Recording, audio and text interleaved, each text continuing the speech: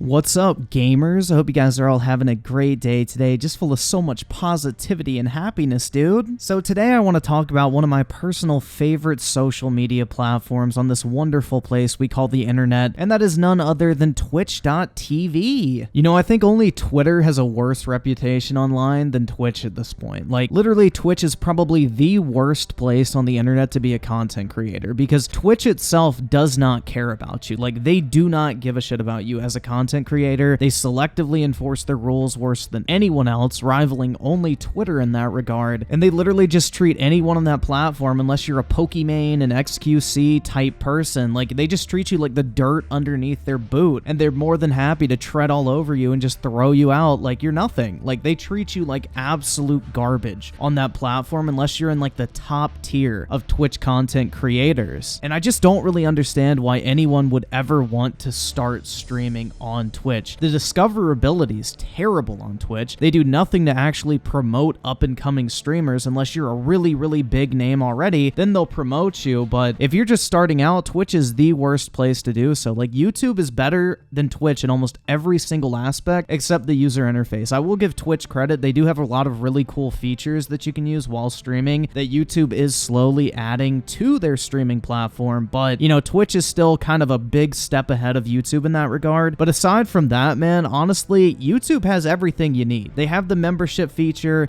they have gifted subs, YouTube has super chats, you have all your VODs uploaded that you can upload with like a custom thumbnail, you can trim it after the fact very easily, there's editing options, you know, YouTube doesn't just straight up hand you a strike for copyright issues, they actually give you a chance to have the copyright holder dispute it, and you just don't get immediately banned. Like, YouTube handles stuff so much better than Twitch, and Twitch really just does not give a fuck about you at the end of the day. Like, I don't think I can really stress that enough. And on top of that, man, like, this newest thing that they're implementing is probably the biggest slap in the face to content creators I think I have ever seen from any social media company in existence. Like, this is absolutely incredible that people aren't just like mass revolting and leaving Twitch in droves, man. Like, I don't understand it. Like, if I was a Twitch streamer, I'd be fucking gone after this announcement. Like, I don't care how much they're paying me to be like an exclusive streamer. The way they're treating the people that built their platform at this point is unacceptable in my personal opinion. So yeah, in case you guys haven't heard, Twitch put out two statements in the past 24 hours. The first of which was their announcement that they were banning gambling sites on their platform, which I honestly don't agree with. I think if you're going to have adult entertainment, like we've seen with the hot tub streams and everything like that, I think gambling should 100% be allowed on the platform. I don't care if one bad actor scams people out of money. There's always going to be people that scam people out of money. It doesn't mean everyone else should be punished who have done absolutely nothing wrong. And I think if you're gonna have adult or 18 plus content in some regards, that gambling should be allowed to exist on the platform. You know, just relegate it to its own individual space where you need to confirm your age and you have to be 18 plus and basically agree that, hey, you understand that gambling is a harmful act, blah, blah, blah, it's addictive, all that bullshit. You know, put the fine print there, but I think the content should 100% be allowed to exist on the platform, especially if bitches can go and twerk in a bikini in a hut and write your name across their tits for donations. Like, honestly, man, if a bitch can literally breathe seductively and moan into a microphone shaped like ears so that you get fucking rock solid, you should be allowed to gamble on Twitch, dude. Like, this is absolutely ridiculous in my opinion, and it's just another common Twitch L in a very long list of them. But then we move on to the second statement by Twitch,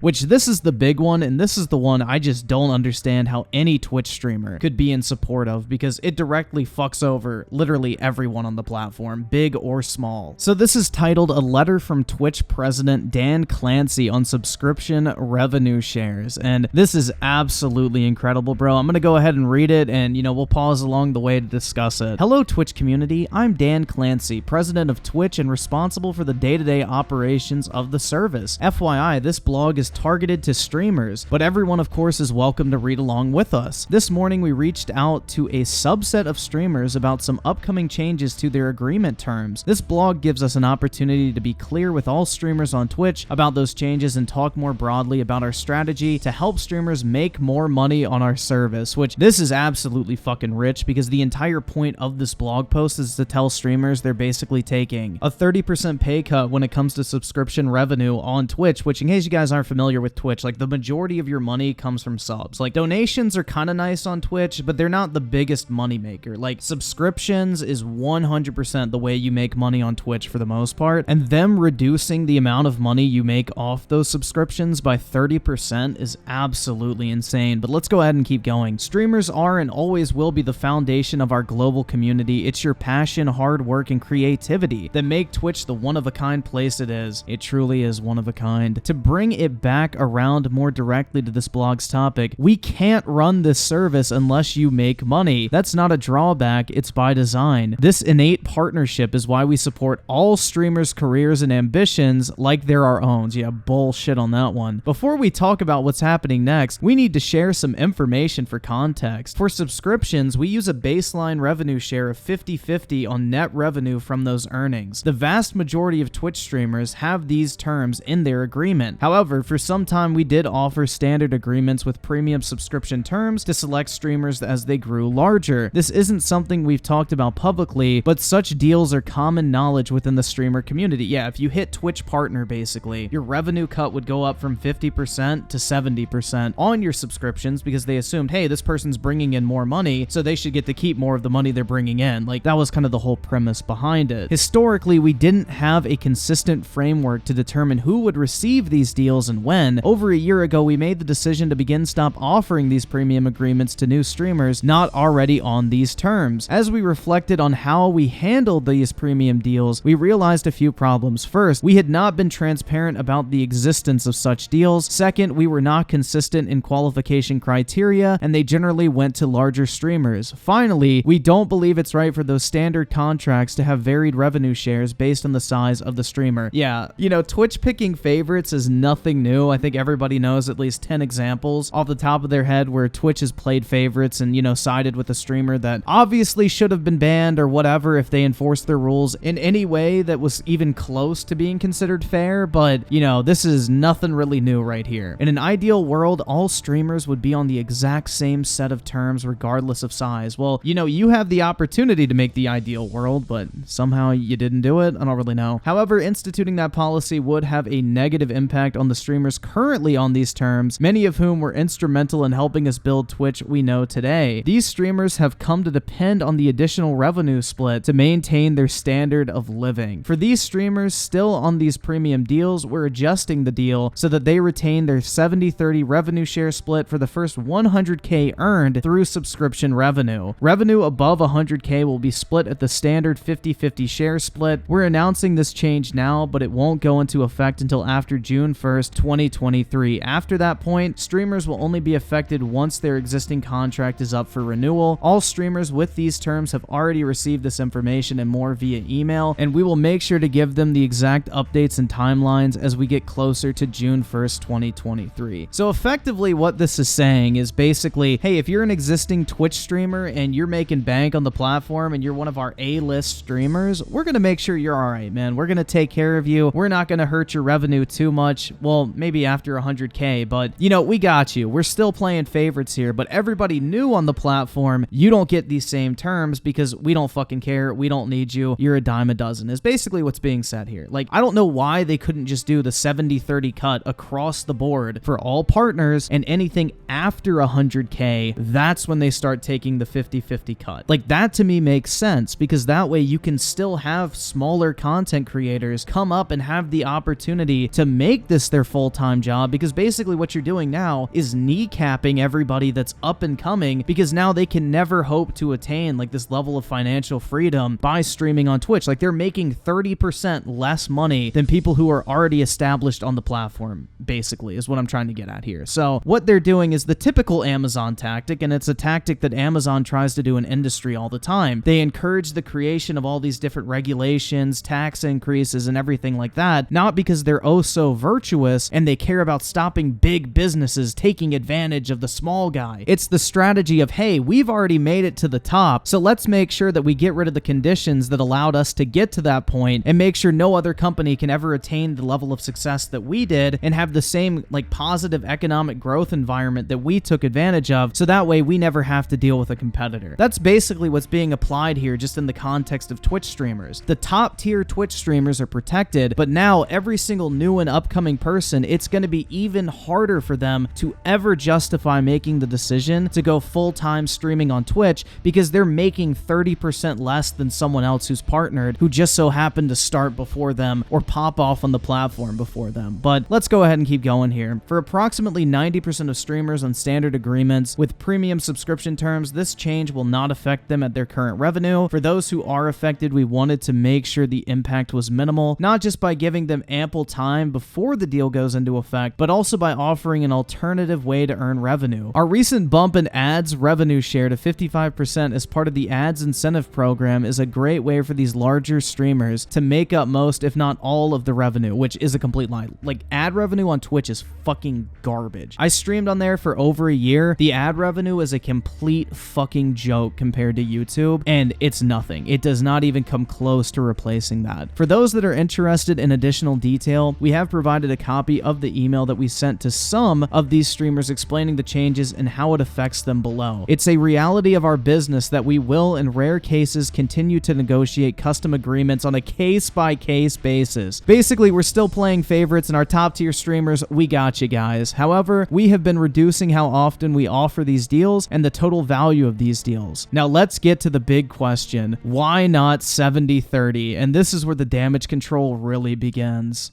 When we first established a 50-50 revenue share split, it was to signal that we were in this together. You all do amazing work you do to create content, engage with your audience, and grow communities. On our side of the partnership, it's our responsibility to make continuous investments in these products and people that make your growth possible. At the time of this posting, more than 22,000 of you have weighed in on user voice, asking us to move all streamers to 70-30 and to pay streamers faster. Let's chat about that latter part first. As you probably heard by now, we're in the middle of rolling out the largest change to payouts in years by cutting the payout threshold in half to $50. This is an important middle step that will help streamers put money in their pockets now while getting us closer to our goal of same-day payouts and lower thresholds. Investments like these are paying off for streamers. Products like Prime subs, community gifting, Hype Train, and the ads incentive program, to name a few, have driven an increase of 27% more streamer revenue per viewer hour every year over the last 5 years. This means the same viewer hour now earns you 3 times more money than it did 5 years ago on average. Our investment into your monetization options have already continued to put more money into streamers' pockets than 20% more sub revenue share. What actually, it would have been 30%, but anyway, that's beside the point. Prime subs often get lost in the conversation when it comes to revenue share. For Prime subs, we pay streamers the same amount they'd receive for a regular subscription, even though it's included as an added benefit of their Prime subscription. Combined with other monetization products, Prime subs increase your effective revenue share by approximately 15% to about 65% total. This number varies by streamer size and location, but subscription revenue share is not the full picture on revenue share for streamers. It's just the vast majority of it. Again, you know, donations and everything are pretty nice on Twitch, but subscription revenue is where the real money is at. Lastly, we have to talk about the cost of our service. Delivering high definition, low latency, always available live video to nearly every corner of the world is expensive. Using the published rates from Amazon Web Services interactive video services, which is essentially Twitch video, live video costs for a 100 CCU streamer who streams 200 hours a month are more than $1,000 per month. We typically don't talk about this because frankly, you shouldn't have to think about it. We'd rather you focus on doing what you do best, but to fully answer the question of why not 70-30, ignoring the high cost of delivering Twitch service would have meant giving you an incomplete answer. Now, I just want to break something down real quick. He's quoting the market rate that Amazon charges other companies to deliver that video streaming service. Amazon is the owner of Twitch, so they can deliver this content delivery at cost. They don't have to upcharge it to themselves, which, in case you guys aren't familiar, AWS is how Amazon makes all of their money. They barely make any money from actually running Amazon.com, running Twitch, running Prime Video. Like, the majority of their money comes from AWS. So them acting like it's this insane cost to maintain Twitch's like live video is an absolute fucking joke, because the price they're quoting you right here is probably marked up by like 50% of what the actual cost really is. So they're basically making a profit off of themselves in this number, and not to mention the money they make off of AWS could easily subsidize Twitch as a website, as it it grows closer and closer to scale. So this whole narrative is really fucking deceptive, I feel like, and that number is probably much lower than what they're quoting right here. But anyway, let's continue on here. When someone asks me why Twitch is the best place to make money as a streamer, my answer starts first and foremost with community. Community on Twitch is real and tangible, from chat memes to subscriber emotes to TwitchCon meetups, and yes, to how streamers earn money. That's partially because of our work to equip you with the right tools, but it's primarily because streamers like you are putting yourselves out there, embracing what you're most passionate about, and building communities. We believe we have the most compelling offering for streamers, and there's still more we can do. The best Twitch is the one we build together, and your feedback helps us evolve in the right direction. As always, if you have any feedback, the best place to share it is Twitch user voice. Thank you for your time, Dan Clancy. And you know, I would argue that 100%, because on YouTube, you don't have to have a viewership requirement. All you have to do is be in the YouTube partner program, which is pretty easy to get into if you're even considering making money off of streaming or YouTube videos in general. All you really have to do is just go live and you earn 70% of the money you make. When it comes to ad revenue, you get the standard YouTube ad revenue split, which is 55-45, and then any revenue you earn from your stream, whether it be memberships or super chats, you keep 70% of that. And now Twitch is saying they're basically going to take half. I don't know why anyone would choose to stream on Twitch, especially when you have to put up with all the other bullshit that goes on that platform, dude. Like, the clear choice for me is obviously YouTube. I used to stream a lot on Twitch, but you know, the thing that always irritated me is whenever Twitch would get into a big controversy or do something that's really controversial, you would have all these big Twitch streamers and shit come out and like say stuff against it, but at the end of the day, they would just stay on the platform and just keep streaming like nothing ever happened because they don't want to lose that income source. So, you know, I was kind of like, just fuck it, I'm gone. Like, I don't like what Twitch is doing. I don't like the direction of the site. I'm just going to stream on YouTube. I have my audience here already. YouTube's making a lot of positive choices in improving their streaming platform. They don't treat creators like complete and total fucking garbage. You don't get automatically banned just for playing a copyrighted song in your fucking stream. Like, I don't know, dude. Personally, I think YouTube is the way to go. YouTube's discoverability is a million times better than Twitch. You can actually just upload regular videos to your YouTube channel to build your live streaming channel, and it just makes sense for me personally, and I think anyone. Like, the fact is, you're going to be making more money on YouTube most likely, so I think it's the obvious choice for live streaming going forward, and I think Twitch really shot itself in the foot with this because it's going to make a lot of up-and-coming streamers really reconsider going to Twitch as their primary streaming platform, because they literally could be making 30% more money on the same amount of subscribers or members, whatever you want to call it, over here on YouTube. So I think the choice is pretty clear for me and a lot of other content creators out there, but let me know what you guys think in the comment section below. Is this yet again another classic Twitch L and YouTube W situation? For me, it definitely is, and I don't really know how well this video is going to do. I just saw this and I really wanted to make a video on it because obviously I'm a content creator. I used to stream on Twitch, and as someone who's really just not a fan of Amazon as a company in general, I don't know, I couldn't miss this opportunity to talk about it. So if you did enjoy this video, make sure to drop a like on it. I would greatly appreciate it. And as always, I want to thank you all so much for taking the time out of your day to check out this video and for all the recent support as well. You guys are the fucking best, and I really do appreciate it. So with that shit said, I will catch you guys next time.